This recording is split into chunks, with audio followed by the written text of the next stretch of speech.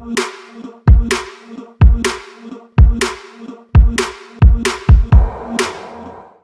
Property நேயர்களுக்கு வணக்கம். So இன்னைக்கு நம்ம கூட திரும்பவும் வக்கீல் சுஜி ஜாயின் பண்ணியிருக்காரு.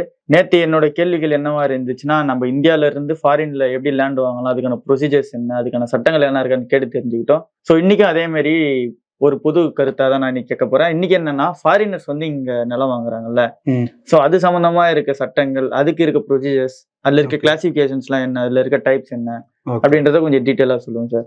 ஓகே, ஸோ இப்போ இந்தியன் சிட்டிசன்ஸை தவிர்த்து ஃபாரின்ல இருந்து வாங்குறவங்கள வந்து நம்ம ஒரு 6 விதமா பிரிக்கலாம். ஓகேங்களா?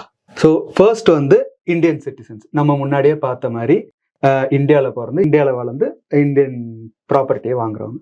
அடுத்தது ஒரு செட் ஆஃப் கிளாசிஃபிகேஷன்ஸ் யாருன்னா என்ஆர்ஐ அண்ட் ஓசிஐ. ஸோ இந்த என்ஆர்ஐன்றது நான் ரெசிடென்ட் இந்தியன்ஸ், அதாவது இந்தியாவில் பிறந்து வேற ஒரு நாட்டுக்கு போயிட்டு அங்க சிட்டிசன்ஷிப் வாங்கினவங்க. இது ஓசிஐனா overseas citizens of India. So இவங்கெல்லாம் யாருன்னா இவங்களோட ஆன்செஸ்டர்ஸ் வந்து இந்தியாவில் பிறந்திருப்பாங்க. ஃபார் எக்ஸாம்பிள், என்னோட தாத்தா பாட்டி வந்து இந்தியாவில் பிறந்திருப்பாங்க. அவங்க ஃபாரின் போயிட்டு அங்க பிஸ்னஸ் பண்ணி வேலை பார்த்து அவங்க ஃபேமிலியை ரன் பண்ணி அது மூலமா வரவங்கெல்லாம் ஓவர்சீஸ் சிட்டிசன்ஸ் ஆஃப் இந்தியா. அதுக்கடுத்து இன்னொரு கிளாசிஃபிகேஷன் பார்த்தோம்னா ஃபாரின் சிட்டிசன்ஸ். ஸோ இவங்க யாருன்னா இவங்களுக்கும் நம்ம நேஷனுக்கும் வந்து சம்மந்தமே இருக்காது. ஸோ அவங்க அந்த கண்ட்ரியில பிறந்து அந்த கண்ட்ரியில தான் வளர்ந்துருப்பாங்க. ஸோ அடுத்து இன்னொரு டைப் ஆஃப் பர்சன்ஸ் யாரு நம்ம நாட்டில் ப்ராப்பர்ட்டிஸ் வாங்கலாம்னா பிஆர்ஐ. ஸோ இவங்க வந்து person resident in India. So இவங்கெல்லாம் யாருன்னா ஃபாரின்ல பிறந்து இந்த நம்ம நாட்டில் வந்து பிஸ்னஸ் பண்ணியும் ஒர்க் பண்றதுக்கோ வந்தவங்க. ஸோ அடுத்து நம்ம வந்து இவங்க ப்ராப்பர்ட்டி வாங்குறது ரிலேட்டடான சட்டங்கள் அண்ட் ரூல்ஸ் அண்ட் ரெகுலேஷன்ஸ்லாம் என்ன அப்படின்றத பார்க்கலாம்.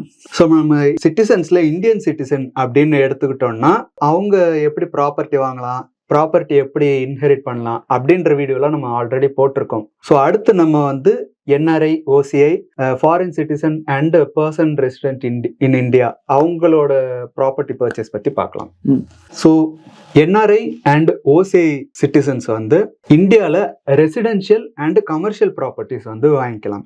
பட் இவங்க வந்து அக்ரிகல்ச்சரல், ஃபார்ம் லேண்ட் அண்ட் பிளான்டேஷன்னா மலை பகுதிகளில் இருக்கிற ப்ராப்பர்ட்டிலாம் வாங்க முடியாது. அவங்களுக்கு இருக்க ரெஸ்ட்ரிக்ஷன்ஸ் இதெல்லாம். ஆமா, பட் இவங்களுக்கு agricultural, farm land and plantation ப்ராப்பர்ட்டிஸ்லாம் வந்து இன்ஹெரிட் பண்ணிக்கலாம். ஸோ இப்போ இன்ஹெரிட்டன்ஸ் அப்படின்னு பார்த்தோம்னா இவங்களுக்கு வந்து கிஃப்டா வரலாம், இல்லாட்டி இவங்க லீகல் ஹேரா யார்கிட்ட இருந்து ப்ராப்பர்ட்டி வாங்கிக்கலாம். ஸோ யாராச்சும் ஒருத்தவங்க இறக்குறாங்கன்னா அவங்க உயில் மூலமா இவங்களுக்கு வந்து டிரான்ஸ்ஃபர் பண்ணிக்கலாம். பட் இவங்க வந்து வாங்க முடியாது, பட் இன்ஹெரிட் பண்ணிக்கலாம். ஸோ அடுத்தது வந்து foreign citizens. So foreign citizen நான் சொன்ன மாதிரியே ஃபாரின் கண்ட்ரியில பிறந்து அங்கேயே வளர்ந்தவங்க, இங்கே நம்ம இந்தியாவில் ப்ராப்பர்ட்டி வாங்குறது.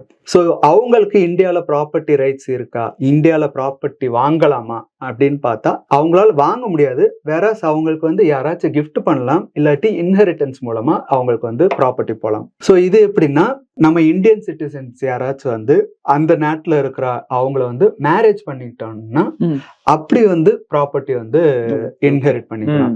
அண்ட் யாராச்சும் ஃபாரின்ல இருக்கிறவங்களுக்கு கிஃப்ட் பண்ணோம்னா ப்ராப்பர்ட்டி வந்து கிஃப்ட் டீட் மூலமா வந்து நம்ம கொடுக்கலாம். அண்ட் அதே சமயத்துல இவங்களுக்கு வந்து நம்ம நாட்டில் இருக்கிற ப்ராப்பர்ட்டி வந்து லீஸ் மூலமா வந்து யூஸ் பண்ணிக்கலாம். ஸோ இவங்களுக்கு வந்து மினிமம் 5 years வரைக்கும் லீஸ் எடுத்துக்கலாம், அதுக்கு எந்த விதமான ரெஸ்ட்ரிக்ஷன்ஸும் இல்லை. பட் இதுவே 5 yearsக்கு மேல அவங்க ஒரு ப்ராப்பர்ட்டி வந்து லீஸ்க்கு எடுக்கிறாங்கன்னா அவங்க வந்து ஆர்பிஐயோட பெர்மிஷன் வாங்கிக்கணும். அண்ட் அவங்க அப்ரூவ் பண்ணாதான் அவங்க வந்து 5 yearsக்கு மேல ஒரு ப்ராப்பர்ட்டி வந்து லீஸ்க்கு யூஸ் பண்ண முடியும். அண்ட் அடுத்தது வந்து person resident in India. So இந்த பர்சன் ரெசிடென்ட் இன் இந்தியா அப்படின்றது யாரு அப்படின்னா இங்க வந்து பிஸ்னஸ்க்காக, எம்ப்ளாய்மெண்ட்டுக்காக அண்ட் ஸ்டடீஸ்க்காக வரவங்கலாம் இந்த கேட்டகரியில வருவாங்க. ஸோ இவங்க வந்து 182, அதாவது 182 days வந்து இந்தியாவில் இருந்திருக்கணும். டூரிஸ்ட் விசால வந்து எல்லாம் இருக்க முடியாது. இவங்க ஒரு லாங் டேர்ம் விசா வச்சிருக்கணும். ஸோ ஒரு லாங் டேர்ம் விசா இருந்தாதான் இவங்களால வந்து ப்ராப்பர்ட்டி வாங்குறதுக்கு வந்து ஃபர்ஸ்ட் எலிஜிபிளே ஆக முடியும். ஸோ அப்படி இவங்க ஒரு 182 daysக்கு மேல இருக்காங்கன்னா அப்போ வந்து இவங்க வந்து ப்ராப்பர்ட்டிஸ் வந்து வாங்கிக்கலாம். அண்ட் இவங்களுக்கும் பார்த்தோம்னா என்ஆர்ஐஸ்க்கு சொன்ன மாதிரி ரெசிடென்ஷியல் அண்ட் கமர்ஷியல் ப்ராப்பர்ட்டிஸ் மட்டும்தான் வாங்குறதுக்கு ரைட்ஸ் இருக்கு. அண்ட் இவங்களாலையும் agricultural, farm land or plantation properties வந்து வாங்க முடியாது. அண்ட் சில நாட்டோட சிட்டிசன்ஸ் வந்து இந்தியாவில் வந்து ப்ராப்பர்ட்டி வாங்குறதுக்கு ரைட்ஸே இல்லை. ஸோ அந்த நாடுகள் எதுன்னு பார்த்தோம்னா பாகிஸ்தான், பங்களாதேஷ், ஸ்ரீலங்கா, ஆப்கானிஸ்தான், சைனா, ஈரான், நேபாள், அப்புறமா பூட்டான். ஸோ இந்த நாடுகளோட சிட்டிசன்ஸ் வந்து இந்தியாவில் ப்ராப்பர்ட்டியை வாங்க முடியாது. பட் இவங்க வந்து ப்ராப்பர்ட்டி வந்து லீஸ் பண்ணலாம். ஸோ இவங்க வந்து ஒரு 5 இயர்ஸ்க்கு வந்து ப்ராப்பர்ட்டி வந்து லீஸ் பண்ணிக்கலாம் with permission of RBI. So RBI approve பண்ணாங்கன்னா இவங்க ஒரு 5 இயர்ஸ் வரைக்கும் ப்ராப்பர்ட்டி வந்து லீஸ் பண்ணிக்கலாம். ஓகே சார், நீங்க சொன்னது அருமையா புரிஞ்சிச்சு. ஸோ இதுல நிறைய டைப்ஸ் இருக்கு. மெயினா சைனா, நீங்க சொன்ன மாதிரி பாகிஸ்தான், அவங்களாம் நிலம் வாங்க முடியாதுன்னே எங்களுக்கு இப்பதான் தெரியும். ஸோ அதுக்குள்ள இருக்க ரெஸ்ட்ரிக்ஷன்ஸ் எல்லாம் நம்ம பார்த்தோம். ஸோ இருக்க சட்டங்கள் எல்லாத்தையுமே நம்ம பார்த்தோம். இதை தவிர்த்துட்டு நிறைய ப்ராப்பர்ட்டி ரிலேட்டடான டவுட்ஸ் நிறைய பேருக்கு இருக்கும் சார்.